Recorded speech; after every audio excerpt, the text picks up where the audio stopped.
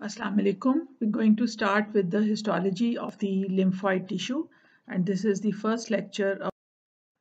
In this lecture, we'll discuss the various types of the lymphoid tissue, how the T and B lymphocytes they are activated, the histological features of a lymph node, how it is organized into the cortex and the medulla, and what is the role of the lymph nodes in immune response. Then we'll discuss the spleen, the histological features, how the blood flows into the spleen, the organization of the spleen into the red and the white pulp and their role, and what is the open and the closed circulation theory of the blood in the spleen. Lymphoid tissue is a type of a connective tissue and it is characterized by a rich supply of the lymphocytes. The lymphoid tissue, it exists free within the regular connective tissue or it is surrounded by the capsules forming the lymphoid organs. Because the lymphocytes, they have a very little cytoplasm, so they appear basophilic, densely stained in the routine H&E stains.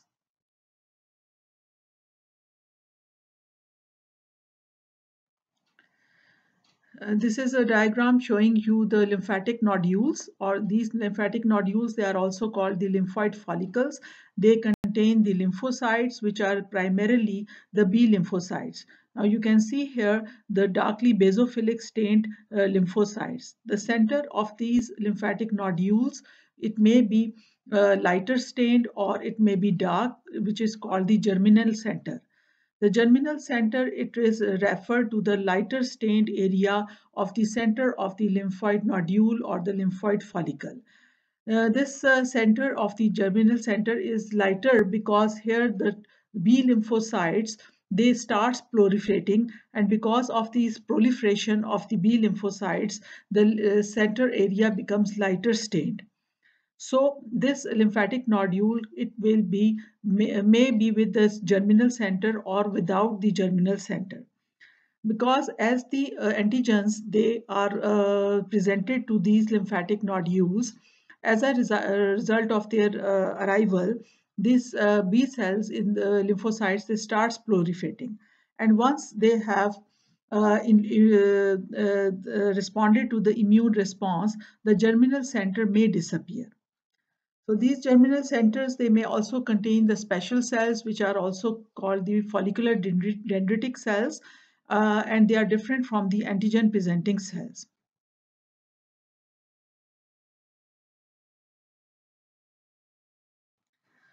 Now, the lymphoid tissues or the lymphoid organs, they are classified into the central or the peripheral lymphoid organs. The central lymphoid organs or the primary lymphoid organs, they are the thymus and the bone marrow, as they are involved in the production of the lymphocytes. Whereas the peripheral or the secondary lymphoid organs, they are the lymph nodes, spleens, Peyer's patches, the tonsils, the adenoids, and the tonsils and the pharyngeal tonsils, and they are the free circulating lymphocytes, and also the malt and the gall, which is the gut associated or the mucosa associated lymphoid tissue. So primary lymphoid organs or the central lymphoid organs, they are involved in the production of the lymphocytes, whereas the peripheral lymphoid organs, they only filter the lymph. They do not produce the lymphocytes.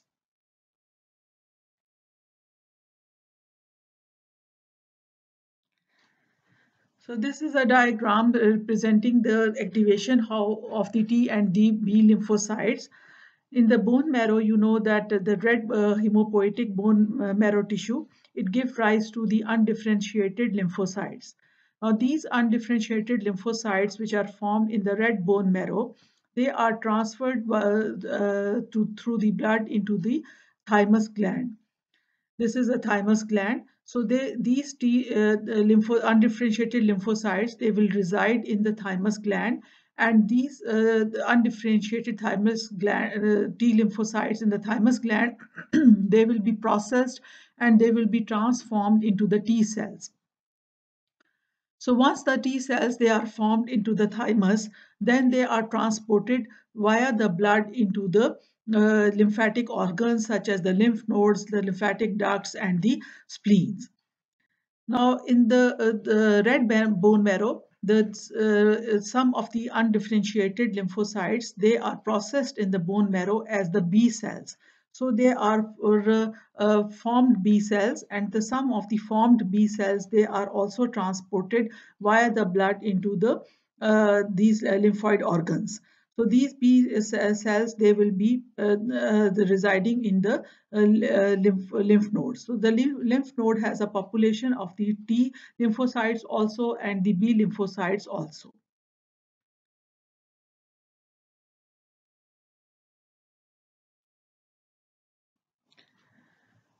So the lymph nodes, they are the bean-shaped encapsulated structures. They are generally the 2 to 10 millimeter in the diameter, and they are distributed throughout the body.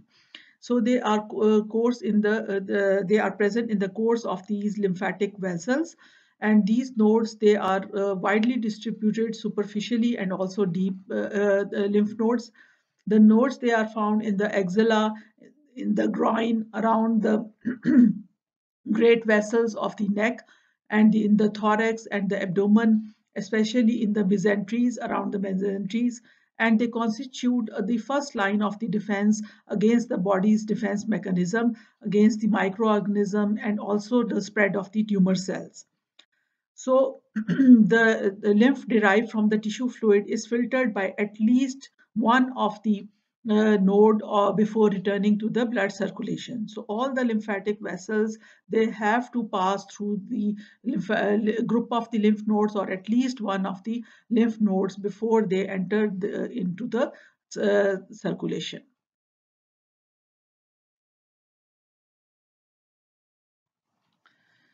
So this is a diagram showing you the histological appearance of a lymph node.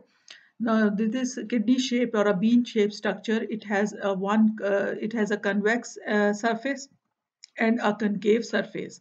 So it is all surrounded by a capsule. This convex surface has the entering of the afferent lymphatic vessels. They enter from here, and the efferent lymphatic vessels and the veins, they leave the hilum, and the artery enters through the hilum. Now this capsule, connective tissue capsule, it sends the septas or inside the parenchyma of the lymph node and divides the parenchyma into incomplete compartments. Now these septas, they are called the trabeculae. Now these trabeculae, they penetrate inside into the center of the lymph node, and they join the medulla or the medullary sinuses and the medullary cords in the medulla. So this lymph node parenchyma is differentiated into the outer cortex and inner medulla, and in between there is the paracortex, which is not differentiated, which is not demarcated properly, or not. It is only demarcations it can only be seen or visualized by the immunohistochemical studies. So you can see here the cortex comprising of the different lymphatic nodules or the lymphatic follicles, and there are incomplete septas or the trabeculae, which divides it into the incomplete compartments. And these are the trabeculae carrying the trabecular blood vessels to the interior or the substance of the gland, and they are connected with the medullary blood vessels.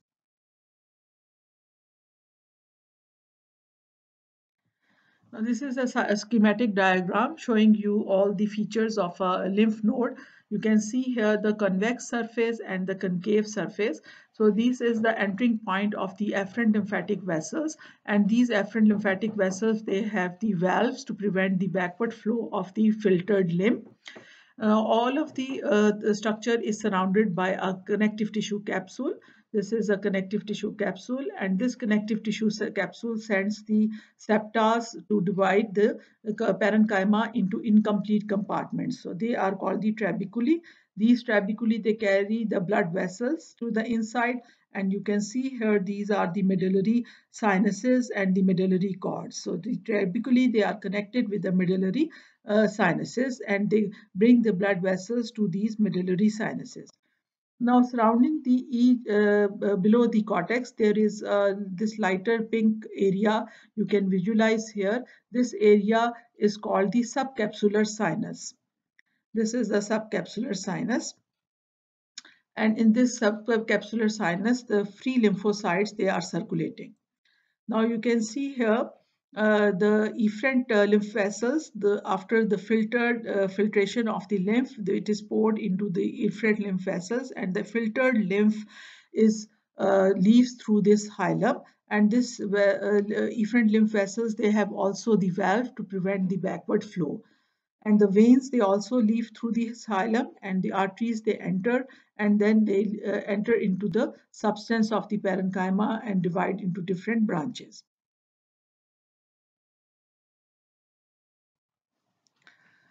This is a higher magnification of the cortex of the lymph node. Now this, you can see here, the outer region is convex, and it is surrounded by the connective tissue capsule, which have all the components of the connective tissue. And then you can visualize below the cortex is the sinus, which is called the subcapsular sinus, and it has the free circulating lymphocytes. This cortex is identified by the presence of the lymphatic nodules. Now you can see here these lymphatic nodules, they are darkly stained basophilic lymphocytes, which are the B lymphocytes, and they have no center lighter area or the germinal center. Though it means that these lymphatic nodules, they have not been presented by the antigens. So, afferent lymphatic vessels, they will penetrate the capsule and dumping the lymph into the sinuses, where it contents are processed by the lymphocytes and the antigen presenting cells. The cortex situated under the capsule, it consists of also the reticular cells, the macrophages, the antigen presenting cells, and the free lymphocytes. So the lymphoid nodules, they with or without the germinal centers, mainly formed of the B lymphocytes, which is embedded within the diffuse population of the other cells.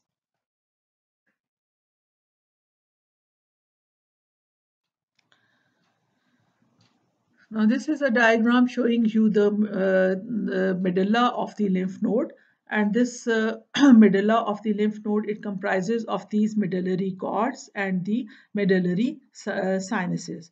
So these are the medullary sinuses filled with all the components of the blood, and these are the medullary cords. Now, the paracortex, which is between this medulla and the cortex, it is not differentiated, or does not have any precise boundaries, and it can be distinguished from the outer cortex by its lack of the B cell lymphoid nodules and its accumulation of the T cells, which can be determined only by the immunohistochemistry. So venules in the paracortex, they comprise an important entry point of the lymphocytes, and they move from blood into the lymph nodes. So these medullary cords, they are branched cord-like extensions of the lymphoid tissue arising from this paracortex. They contain primarily the B lymphocytes, and they also often have the plasma cells and the macrophages also.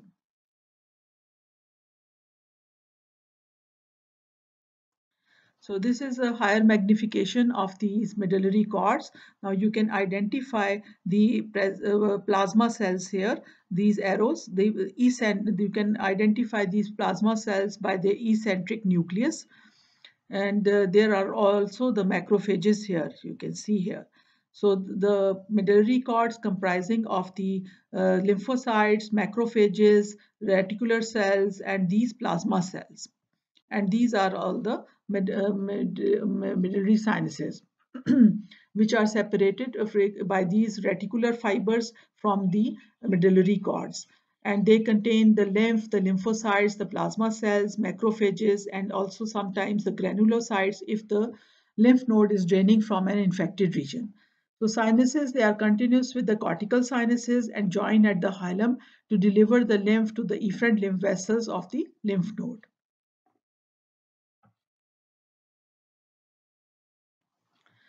So what's the role of the lymph nodes in the immune response? So lymph nodes, they are distributed throughout the body as we have discussed, and the lymph formed in the tissues, they must pass through at least one of the node before it enters into the bloodstream. So the lymph that arrives at a lymph node, it contains the antigens as a soluble molecules. So portions of these semi-destroyed microorganisms or antigens, they already internalized and being transported by the macrophages and other antigen presenting cells. It may also contain the microorganisms and cytokines, particularly if it is coming from a region which is with an infection or inflammation. So antigens that had not been phagocytosed before may be internalized by the antigen presenting cells in the lymph nodes. Now, this is a diagram showing you that these antigens, they have been presented to the macrophages, and these macrophages, they have first taken the action and they destroyed these antigens. Now, the semi-destroyed or the internalized molecules of the antigens, they have an equal opportunity to be represented to the T cells, so the T cells or the B cells. So these they are presented by the antigen presenting cells. When they come in contact with the lymph node, they are presented to the T cells and the B cells. Now the T cells, they are different types of T helper cells, the cytotoxic T cells, and also the B cells, which are the effector B cells and the memory B cells.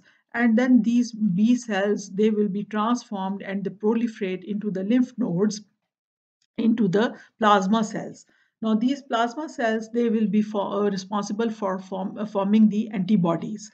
Now if once this lymph is filtered, it is filled of the antibodies, and these antibodies, they will be transported, and the plasma cells, they will be transported through the blood, uh, and they will be delivered into the entire body.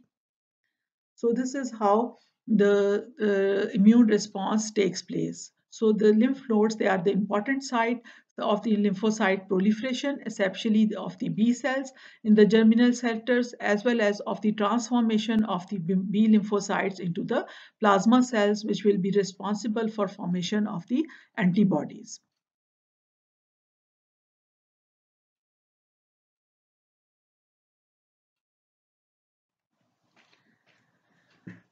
So this another structure of the immune response, that is the spleen or a lymphoid organ, which is a peripheral lymphoid organ, that is the spleen.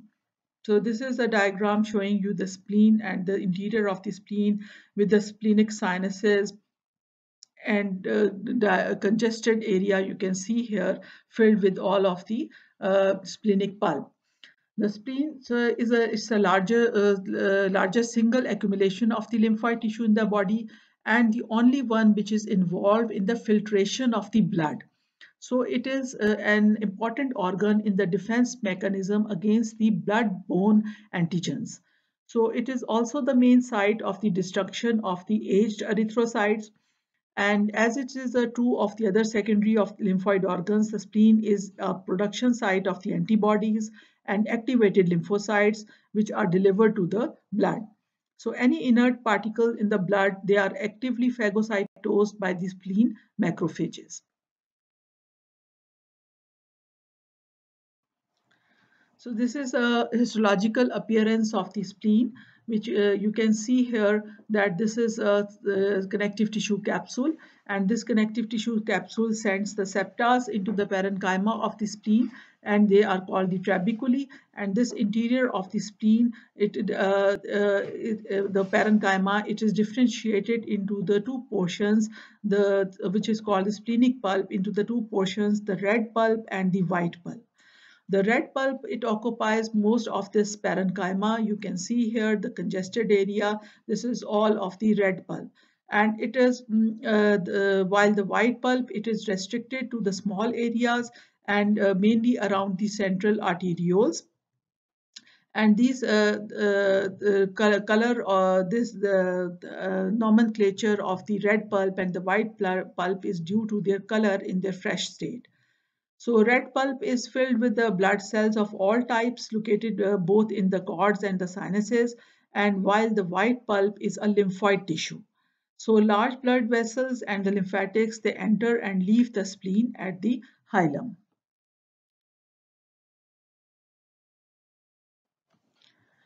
So this is again showing you the red pulp and the white pulp. You can clearly visualize these white pulp, which are the lymphatic nodules.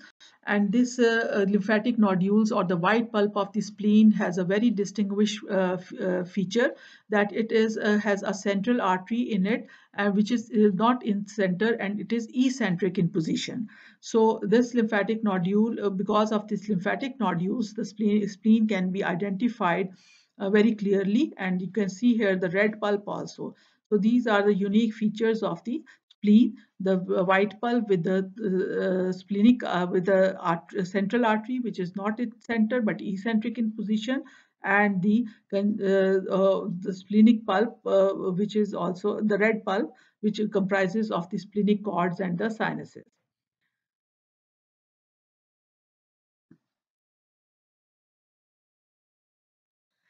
Now, how the blood flow in the spleen, it is very important to know the circulation of the blood in the spleen, because histologically you can identify the red pulp and the functions of the white pulp because of the circulation of the blood flow.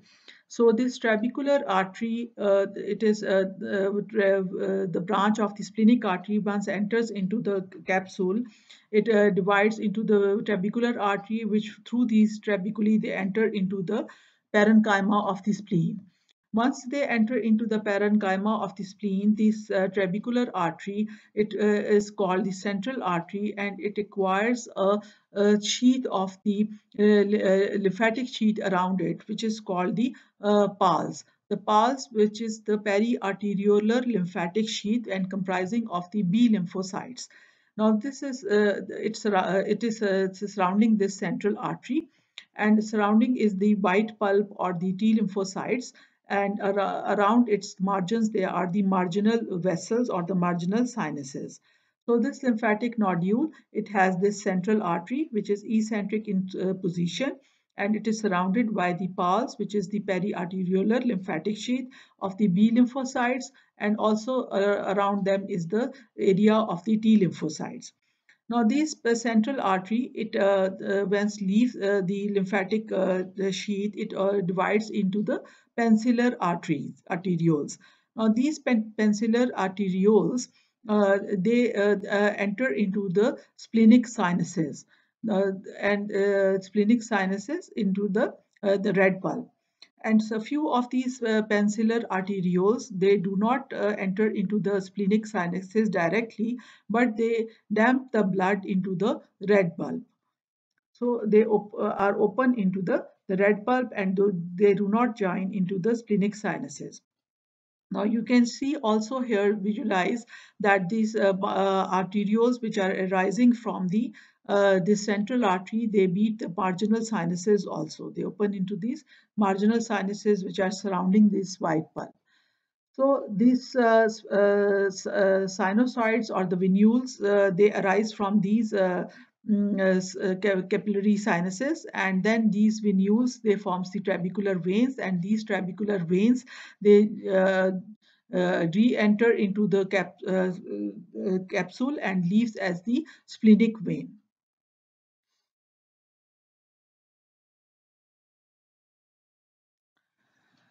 So this is the blood supply, as we have discussed all these features of the blood flow in the spleen. Now this higher magnification showing you the red pulp, and this is also the white pulp or the lymphatic nodule in magnification. You can clearly visualize this central artery and this germinal centers and this surrounding T lymphocytes. Now this red pulp is composed almost entirely of the splenic cords and the venous sinuses. And these splenic cords, they contain a network of the reticular cells, the reticular fibers that supports the T and the B lymphocytes, the macrophages, the plasma cells, and many blood cells like erythrocytes, platelets, and the granulocytes. So these splenic cords, you can see here, they are separated by the wide, irregularly spaced sinusoids. Now this is again showing you the higher magnification. You can see this large space the splenic sinusoids, and these are splenic cords, which are also called the cords of the Billroth. They are there are also surrounding them is the reticular tissue. We later see in the electron microscopic picture the reticular tissue which is surrounding them. The sinuses, they are lined by the non-squamous, unusual endothelial cells. So they are highly permeable splenic sinusoids, and they are surrounded by incomplete basal lamina.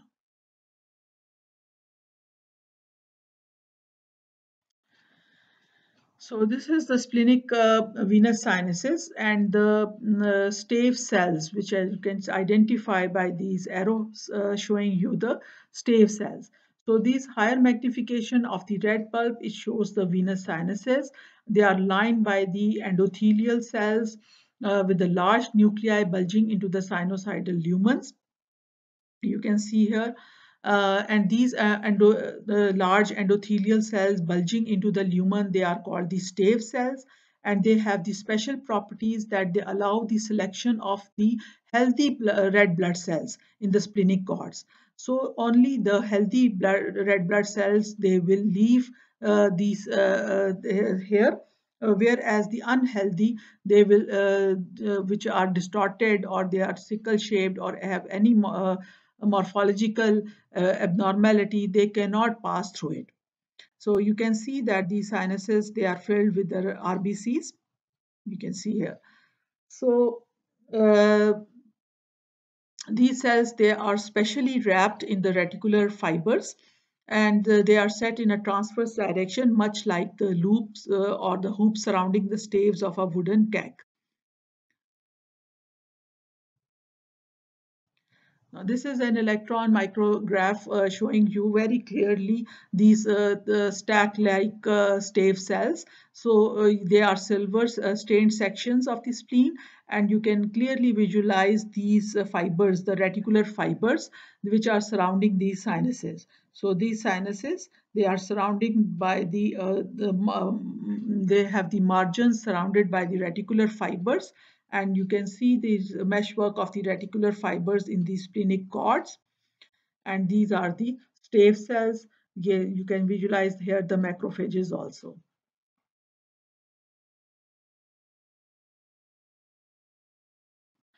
Now this is the barrel-shaped or the wooden keg-like appearance of these sinuses. You can see here the components of the splenic sinuses and with the structures resembling loosely organized wooden barrel. So in the open circulation mode of the blood flow, the blood cells, they are dumped into the cords, these splenic cords of the red bulb, and they move under the pressure or by their own activity through the spaces between the stave cells. You can see here that these are the spaces between the stave cells. So only the normal and the healthy RBCs, they can cross these stave cells. So unhealthy or the deformed RBCs, they will be dumped into the splenic the pulp. So they re-enter the vasculature, and soon they leave the spleen via the splenic vein. So the cells, they cannot that cannot squeeze between the stave cells. They mainly they are the effective erythrocytes, and they will be removed by the macrophages.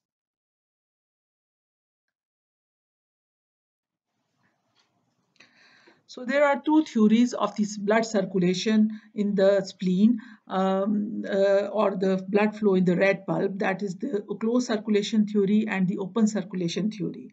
So according to the closed circulation theory, the peninsular arterioles or the capillaries, they branching from them, they connect directly into the sinusoids as we have discussed in the diagram, so that the blood is always enclosed by the vascular endothelium.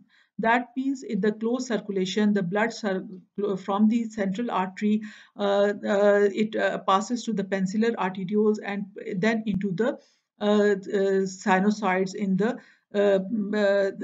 red pulp. So the blood does not leave any vascular area. Alternatively, other peninsular arterioles, they are open-ended. They dump the blood into the stroma of the splenic cords, and it's called the open circulation theory. So in this route, the plasma and the formed elements of the blood, they re-enter the vasculature by passing between the stave cells of the sinusoids, which represents no problem for the platelets, leukocytes, and healthy flexible erythrocytes.